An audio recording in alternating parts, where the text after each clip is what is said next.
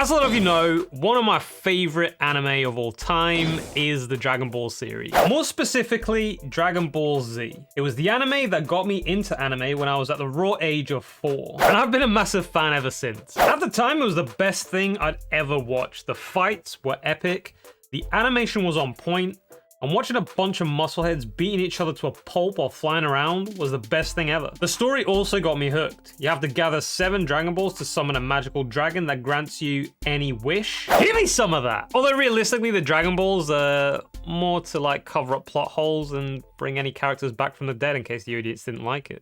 Okay, Cell game. Anyway, the characters were also really cool. My favorite is of course Vegeta, that is no secret. The man is an absolute savage. But something most people won't know is that in close second, my favorite is Teen Gohan. Shut up, Goku fans. He's overrated. Today we're talking about what if Gohan became the main character of Dragon Ball Z after the Cell Saga, and how powerful he would be by the end of the series if he never stopped training. Now drop my beat!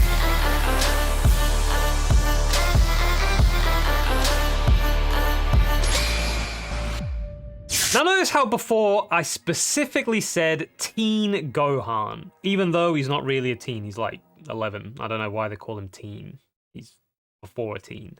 Anyway, throughout the series, you see Gohan develop quite a bit, but this specific time period is when Gohan is at his absolute best, hands down. When we first see him in the series, he's a very whiny kid that had angry, powerful outbursts. Looked kind of cool for about 5 minutes, and then he just went back to crying again. In the Namek saga, he's a lot cooler. You can see a lot more development, especially when he's fighting, and you can truly see his potential. But his hair is absolutely ridiculous. I mean, what the hell is that? Why would they give him a haircut like that? After the Namek saga, we have an arc which is kind of focused around him, which is the Garlic Jr. arc. I personally like this arc because it changes things up a bit, even though it's technically not canon. Goku doesn't come to save the day, and it lets Gohan have the spotlight for a bit, where again we see his massive potential. Then after that, the canon resumes, Goku arrives on Earth, and Gohan gets forgotten again. Until Cell. And this is where Gohan starts to shine. He becomes the youngest Super Saiyan ever, and he actually surpasses Goku at the age of 11. Which, by the way, is such a badass form for Gohan at this stage. He beats the hell out of Cell, Goku dies, then Cell comes back, and then Gohan ultimately saves the world in a truly epic way. This is how the series should have carried on, but it didn't. People got pissy because Goku died, and so the show brought him back. Which is fine, if they didn't destroy my boy Gohan. They ultimately turned a character that was hands down the most powerful being on Earth and reduced him to this. How did he go from this to this? Why would they ruin him to the point where they put him in a stupid suit to fight crime with these ridiculous poses? It's heartbreaking. Now, before we see Gohan as the character we deserve,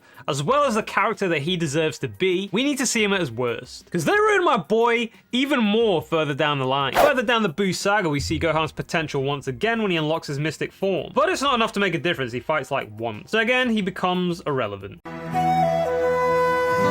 Later on in Super, he becomes even weaker. Absolutely pitiful. Not only is he even weaker than in the Buu saga, his outfit just looks horrible. Who the hell goes fighting in a tracksuit? This is total humiliation. I really hate to see it. Okay, so let's rewind back to the Cell saga and make things right for our boy. First of all, let's understand why he stopped training. Let's look at the facts. Goku is dead, which means Gohan is the most powerful being on Earth. He was anyway, whether Goku was dead or not. But if Goku was alive, he would have trained, and then he would have probably surpassed Gohan, etc., etc. But either way, Gohan is the most powerful being on Earth, which makes him Earth's protector. Why would he stop training? Why wouldn't he think another threat wouldn't appear at some point? Why wouldn't he want to be prepared for it? The main reason he had the outburst against Cell was because he saw his friend die and he didn't want to go through it again or see anyone else go through it. In the 11 years he was alive, he saw a powerful Saiyan invade Earth. Then 2 more came after him. Then he saw pure evil when he met Frieza, which then invaded Earth as well. Then the androids showed up, including Cell. Each of these enemies more powerful than the last. Why would he think the cycle would end there? Did he not think the universe had more powerful foes? Gohan is meant to be smart in that series, so that was not the smartest decision. Now that we've established how ridiculous it is that Gohan would stop training, we can now start talking about how he would train. Look, I understand some people are going to be like, Gohan doesn't like fighting, that's why he stopped training. Yeah, I understand that. But the protector of Earth doesn't get to do what he wants and be happy. Have you guys never watched Spider-Man? With great power comes great responsibility. There's no time to think of yourself. Anyway, the most important thing we need to establish is who would he train with? Now, the only two people that I could see as a match for him training would be Piccolo and Vegeta. Look, I know Vegeta said at the end of the Cell Saga he would never fight again, but we all know that's not true. He would have gone back to his spaceship, cranked the gravity to 9001, and he would train his ass off. He would then eventually seek out Gohan, so he could also obtain that form, the same way he did with Goku when he wanted to become a Super Saiyan. So, with Piccolo and Vegeta as his training partners, he would have the perfect balance. On one hand, he'd have a tutor that would help him master and control his massive power, and then on the other hand, you'd have an absolute psycho to spar with, which is Vegeta. You'd have no problem in trying to kill him and push him to his limits, because of course Vegeta would also be striving to get stronger. Plus, with Goku dead, Gohan would most likely become Vegeta's new rival. Now let's say he trained throughout the whole 7-year time skip. 7 years straight. How powerful would he actually become? Yeah, I know his story would change. I'm not gonna go through the same timeline. His story would change. He wouldn't go to school, he wouldn't meet Videl and fall in love, but he just needed to get into Vegeta's mindset. You don't need a family when you're the most powerful being around. You just need more power. Anyway, would he achieve Super Saiyan 3? Would he go beyond Super Saiyan 3? I don't really want to go into the God transformations because that gets a lot more complex. I just want to go up to the point where Z ends. So if Gohan has trained the whole time, how powerful would he be by the time Babidi shows up? Personally, with his potential and having Piccolo and Vegeta guiding him, I think he'd surpass Super Saiyan 3. I don't really know if he'd obtain a new form, but in typical Dragon Ball fashion, he probably would. I have no idea what he'd look like. But in terms of power, he would be far beyond Super Saiyan 3. Not only that, I think he'd be able to master his power without it having such a toll on his body the way that Super Saiyan 3 has such a massive toll on Goku's body. That's what I think anyway. Let me know down below what you guys think. Before we finish off though, we do need to also touch on his mystic form. Basically, this form is a transformation that unlocks all his potential and lets him use it as his normal power. So basically, he's at full power all the time. Now, whether he'd have so much hidden potential after he trained for so long or not, I don't really know. He probably would, because since he has that potential as a kid, he would always have potential to be stronger. But let's say yes, he did have more potential. If he did train for that whole 7-year time skip, I don't think he'd ever unlock it because there'd be no need to. I doubt it would ever get to the point where Buu was revived. The only reason his energy was stolen in the tournament was because the Supreme Kai paralyzed him. If he was more powerful, I don't think the Kai would have had enough power to hold him. His energy would have never been taken, and Buu wouldn't have been revived. Without Buu, he would have obliterated every enemy that was present in that timeline. Gohan would legit be broken. So like I said, I don't want to go any further than this because by the time we get to Dragon Ball Super, the God Key comes into play, and it just becomes a lot more complex. The point I'm making is, if Gohan never stopped training, I don't think anybody could ever step up to his level. He would be so far beyond everybody else that he'd be like the new One Punch Man,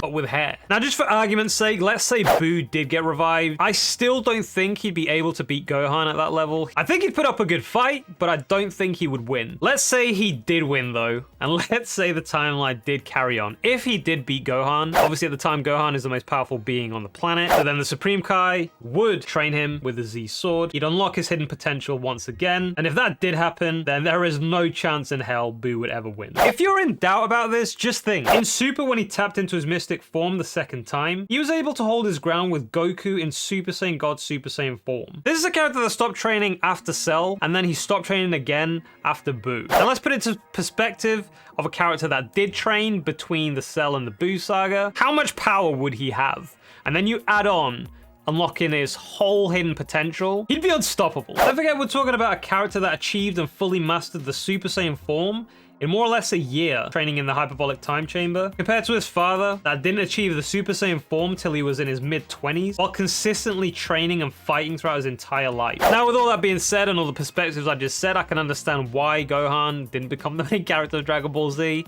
He would be way too broken, and nobody would be able to really step up to him. But I just don't like how they nerfed him. They could have nerfed him in a different way, but I think they nerfed him and they left him humiliated rather than just nerfing the character. They had no need to put him in a stupid suit, and they had no need to make him that skinny and frail in the Resurrection of F. That's my major problem. They basically built Gohan up so much up to the Cell Saga, then to just break him. Anyway, those are my thoughts on the topic. I genuinely think Gohan deserved a lot better than what he got. Quite honestly, they did redeem him a bit in Dragon Ball Super. They made him relevant again, which I really enjoyed seeing, but I think that's as far as it'll go. Essentially, a series series will be carried on by Goku and Vegeta as the main characters, more so Goku as the main character. And I'm just hoping it's going to get to the point where Vegeta actually wins a fight every now and then. Is that too much to ask? Anyway guys, thank you for watching. I hope you enjoyed it. Feel free to leave down in the comments what your theories would be of how powerful Gohan would become.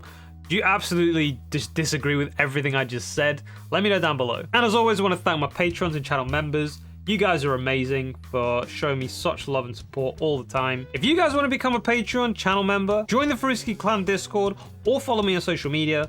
All those links are down below in the description. And that was it for this one. I'll catch you guys on the next one. GuyFarruski out.